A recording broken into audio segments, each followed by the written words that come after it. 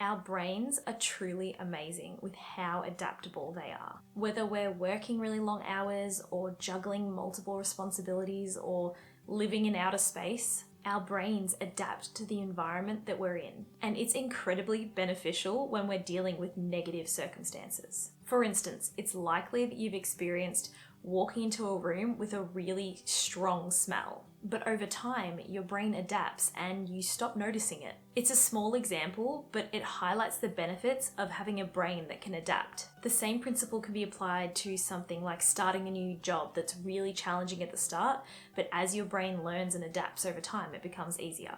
While adaptability in some situations can be really helpful, it also comes with a bit of a downside. Our brain adapts not only to the negative things, but also to the things that bring us happiness. Have you ever noticed the more you experience something that makes you happy, the less joy it brings you over time? That new takeaway place you tried that was great the first time sort of loses its appeal after the 10th, 11th time you've been there. Or that song that you love that you put on repeat kind of loses its magic the more you listen to it. Our brains turn frequent experiences into the norm, kind of making them average. So if we're just going to get used to anything that brings us joy, what's really the point? How do we get around it? I think the key to overcoming this pitfall of adaptability is novelty.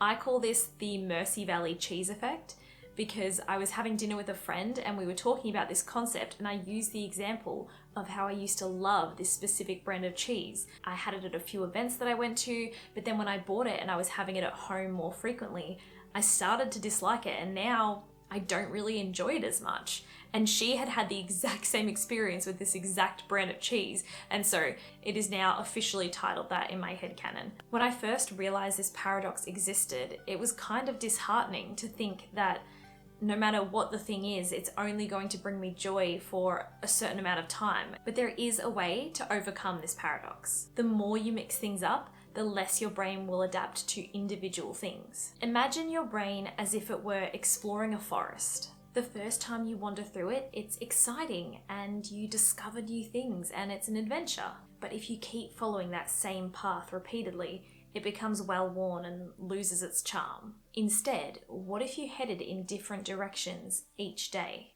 The paths would remain fresh and exciting, and it would take a lot longer to become mundane. This concept applies to the connections in our brains. The more we do the same thing, the stronger that connection becomes. But trying something new creates a whole new connection, keeping things fresh and exciting. So how do we introduce novelty into our lives? While routines can be helpful, it's important to maintain flexible routines to allow for change. For example, if you enjoy doing mindful activities in the morning, maybe one day you do a meditation, and then the next day you go for a walk, and the day after that you might do some journaling.